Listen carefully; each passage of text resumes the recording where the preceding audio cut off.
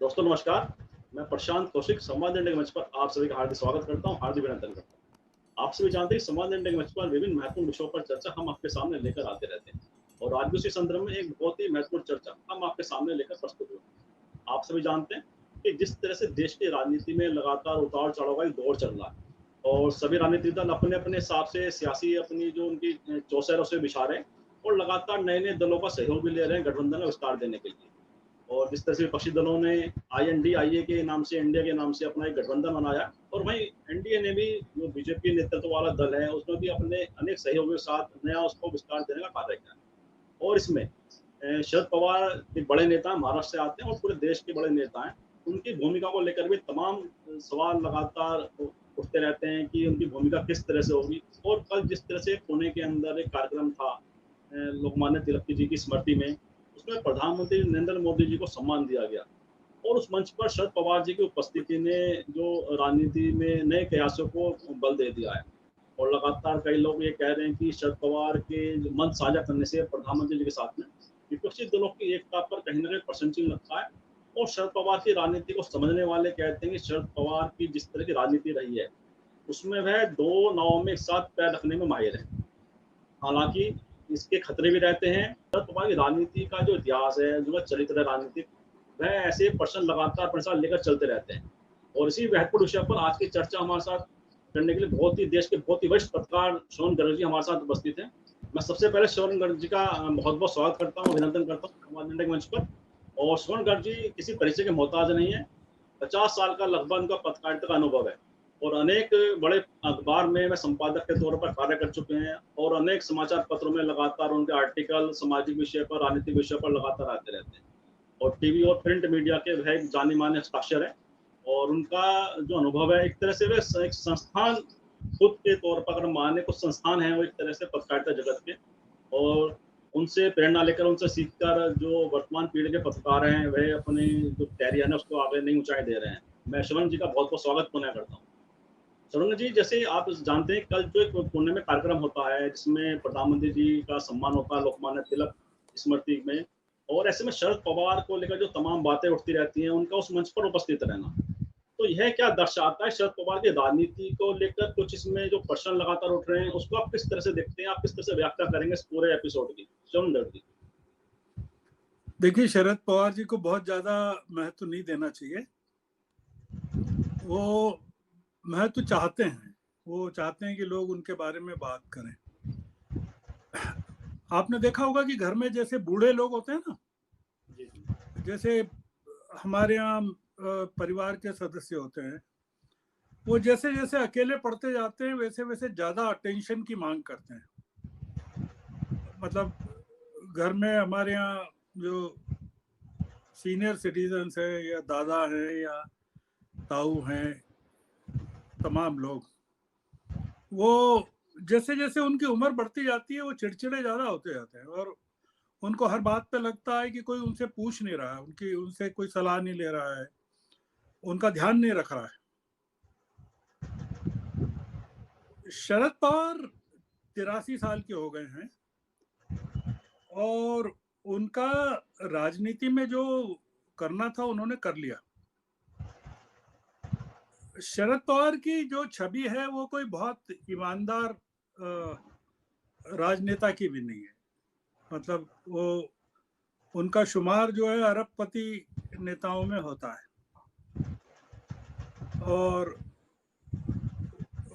10 साल पहले, 20 साल पहले कुछ इस तरह की बातें होती थी कि वो चाहें तो 100 सांसदों को खरीद सकते हैं, 200 को खरीद सकते हैं, प्रधानमंत्री बन सकते हैं, इस तरह की बातें होती थी। तो वो उनका कोई महत्व रहा नहीं है। पर जैसा मैंने आपको कहा कि घर में बुजुर्ग का होना परिवार की शोभा बढ़ाता है। मतलब आप बुजुर्ग को खाना देना बंद कर दें, उनसे बात करना बंद कर दें, उनको निकाल दें घर से, तो आपकी ज्यादा बदनामी होती है।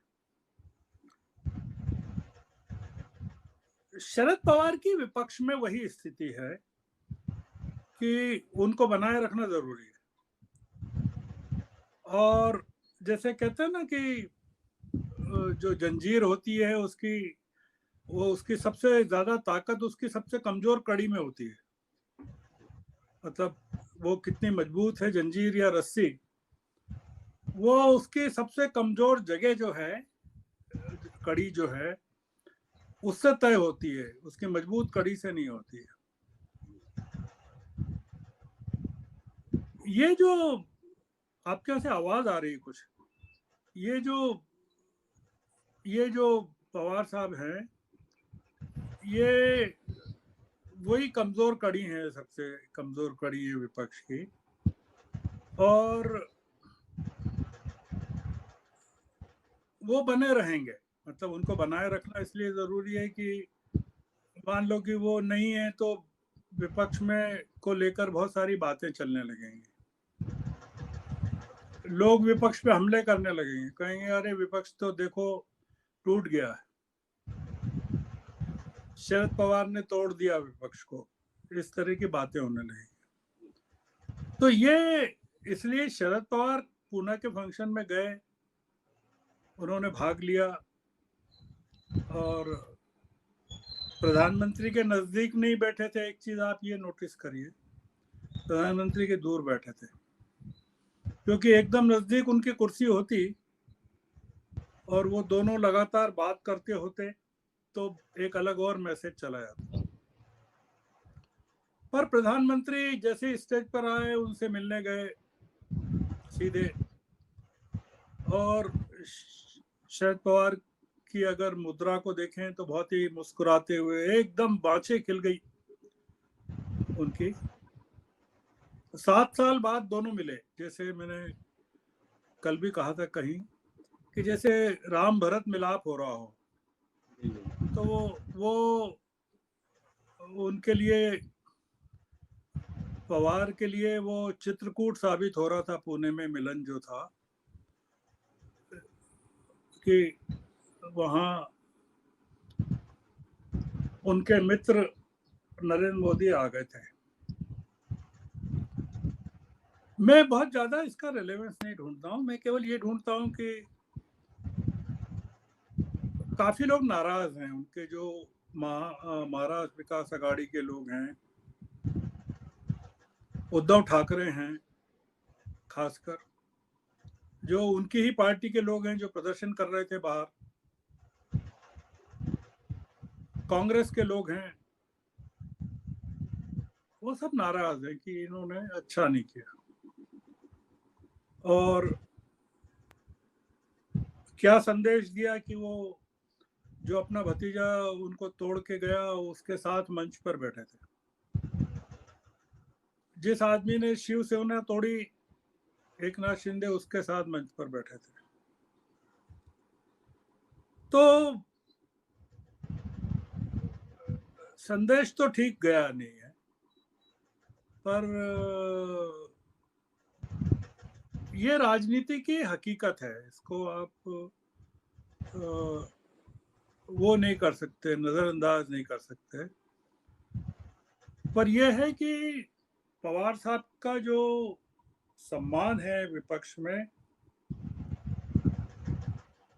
वो कमजोर हो गया है थोड़ा सा इस कल की घटना के बाद से।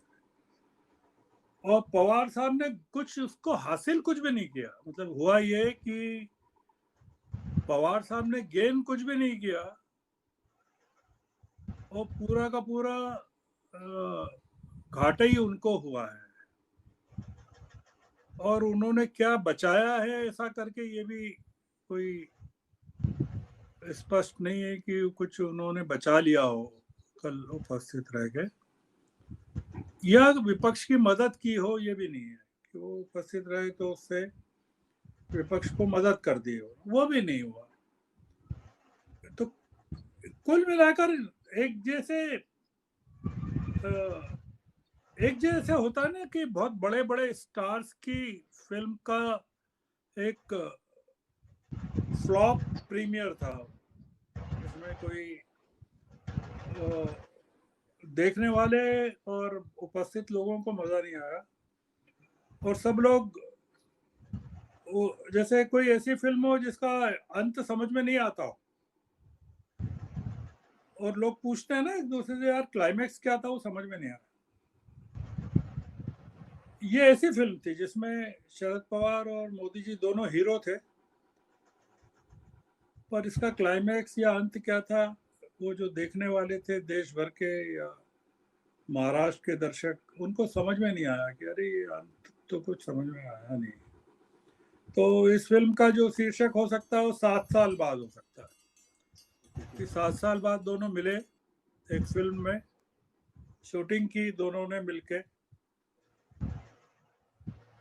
पर उसका क्लाइमैक्स क्या था, अंत क्या था, वो स्टोरी क्या थी, समझ में नहीं आई। इसलिए मैं भी समझने की कोशिश कर रहा हूँ कि ये क्या मिली जुली कुश्ती है पवार साहब की बीजेपी के साथ, क्योंकि उनका उनके बारे में कुछ कभी कुछ वो नहीं रहा कि वो उनकी राजनीति में विश्वसनीयता संदिग्ध रही हमेशा। मतलब 99 से भी 1999 में जब वो उन्होंने कांग्रेस छोड़ी थी,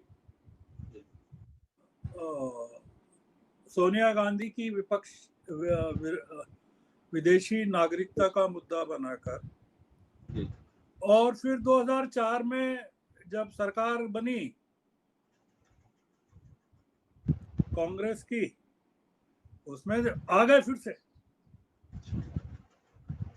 एक अलाई के तौर पर पार्टी के साथ, और 10 साल तक रहे, और प्रफुल्ल पटेल भी रहे उनके सहयोगी। और प्रफुल्ल पटेल नागरिक उड्डयन मंत्री थे, सिविल एविएशन, जो अभी ज्योतिरादित्य है। एयर इंडिया का सबसे ज्यादा तबाही उनके ही कार्यकाल में हुई, प्रफुल्ल पटेल। और वही प्रफुल्ल पटेल अजीत पवार के साथ धोखा देकर शरद पवार को वही गए। तो इसलिए मेरा तो ये थोड़ा सा एनालिसिस है। अब आपको कोई सवाल हो तो पूछें। जी जी, बिल्कुल ठीक कहा आपने कि आपने जिस कहा कि दो बातें बड़ी महत्वपूर्ण थी। एक तो जिस तरह से उनका आपस में मिलने का जो दृश्य था, वह वास्तव में बहुत सारे प्रश्न उसने भी खड़े करते हैं। और जैसे कहा जाता है कि राजनीति में बॉडी लैंग्वेज के बड़े मायने होते हैं, चेहरे के भाव के बड़े मायने होते हैं, कि कौन किस तरह से अपने को प्रेजेंट कर रहा है किसी जगह पर। तो ऐसे में जैसे जो गठबंधन, विपक्षी गठबंधन है इंडिया, उसके तमाम नेताओं ने शरद पवार जी से आग्रह किया कि आप वहाँ न जाएं, और उन्होंने उन सब बातों को दरकिनार करते हुए उस मंच को साझा किया, कार्यक्रम में गए। हालांकि ऐसी कौन सी मजबूरी, जैसा आपने कहा कि उन्हें कुछ हासिल नहीं हुआ है, उन्हें घाटा ही हुआ है इस पूरे एपिसोड से, तो उसके बावजूद भी, तमाम आग्रह को ठुकराने के बावजूद भी, और जब उन्हें कुछ प्राप्ति होती दिख नहीं रही थी इस पूरे कार्यक्रम के दौरान, आखिर जाना ऐसा क्या उनकी प्राथमिकता में था कि वह वहां गए और तमाम शंकाओं को और ज्यादा उन्होंने मजबूती दे दी। देखिए, मैं अगर थोड़ा सा पॉजिटिव होके सोचूं, मतलब पॉजिटिव, जैसे हम बैलेंस व्यू रखते हैं चीजों को, तो मैं एक निष्पक्ष भाव से सोचूं, जो सवाल आपने कहा कि भाई क्या कुछ, हाँ, एक मेरे मन में यह है कि अगर शरद पवार नहीं जाते तो प्रधानमंत्री अपने भाषण में हो सकता है कि शरद पवार पर और विपक्ष पर ज्यादा हमलावर होते, वो हमलावर नहीं हुए। वहां पर मोदी जी ने कोई ऐसी बात नहीं कही। आप अगर मोदी जी का पूरा उपस्थिति को देखें वहां, तो बहुत ही गरिमामय उपस्थिति थी। मतलब उन्होंने, और उनका परिधान भी कार्यक्रम की गरिमा के अनुकूल था। वो बैठे भी काफी उसी तरह से थे, गरिमामय तरीके से। वो शुरू में जो एक गायन चल रहा था, उसमें भी उनके हाथों को अगर आप देखें तो अप्रिशिएट कर रहे थे। उनका चेहरा भी बहुत शांत था, और उन्होंने अपने भाषण में भी कोई पॉलिटिकल भाषण नहीं था उनका, कि विपक्ष पे हमला किया हो। उन्होंने केवल सावरकर को और तिलक की तुलना की, दोनों के बारे में बात की कि दोनों के दोनों जो हैं युवा लोगों को की खोज करते थे, इस तरह की बात की। और उन्होंने कहा कि अगर हमारे बीच में आपसी विश्वास होगा तो हम बेहतर काम कर सकेंगे। और जो कुछ भी बोले वो लोकमान्य तिलक के बारे में, उनके कंट्रीब्यूशन के बारे में ही बोले।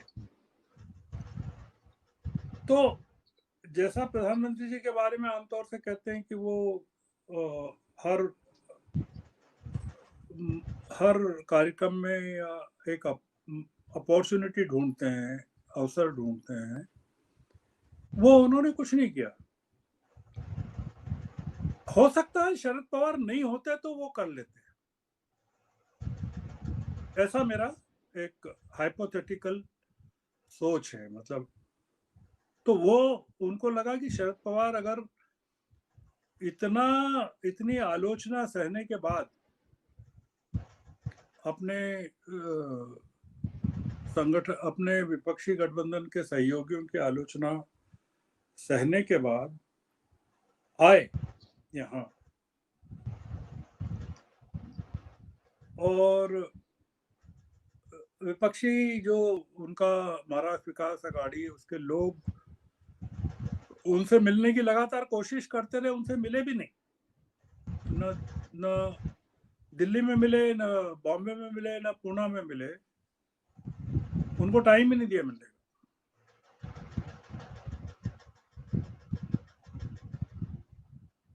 तो उन्होंने उसका, शरद पवार की उपस्थिति को रिकॉग्नाइज किया और कुछ इस तरह की बात नहीं की जिसका संदेश गलत जाता कि देखिए प्रधानमंत्री ने तो ये लोकमान्य तिलक अवार्ड का फंक्शन का भी मौका नहीं छोड़ा राजनीति करने के लिए। एक तो ये, दूसरा ये कि जो पुणे है जहां ये समारोह हुआ, वो पवार साहब की कर्मस्थली है पूरी की पूरी। मतलब उनका अखबार सकाल या उनकी राजनीति का केंद्र, वो सारा का सारा पुणे में है। पुणे उनकी कॉन्स्टिट्यूएंसी है, मतलब एक तरह से कॉन्स्टिट्यूएंसी है, इमोशनल कॉन्स्टिट्यूएंसी, पॉलिटिकल कार्य क्षेत्र है। बंबई से ज्यादा पुणे का महत्व है जो पवार साहब की राजनीति में। तीसरा ये कि वो जो तिलक ट्रस्ट है जिसने आयोजित किया था, और ये चीफ गेस्ट थे पवार साहब इस कार्यक्रम के, अध्यक्षता शायद राज्यपाल कर रहे थे, रमेश बैस।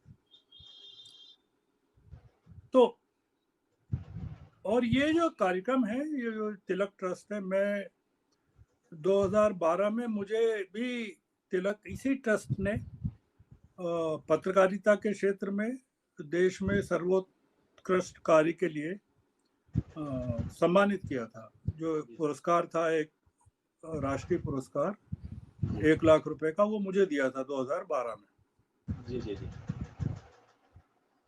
और उस समय भी पुणे के बहुत गणमान्य अतिथि लोग वहां मौजूद थे उस कार्यक्रम। ये कार्यक्रम जो है बहुत गरिमामय होता है, इसमें कोई शक नहीं। तो शरद पवार का न रहना वो कई लोगों के लिए थोड़ा सा चिंता का विषय हो सकता था। और शरद पवार को उसके अपने न रहने की पीड़ा ज्यादा सताती, बजाय रहने के कारण जो आलोचना हो रही है उसके मुकाबले।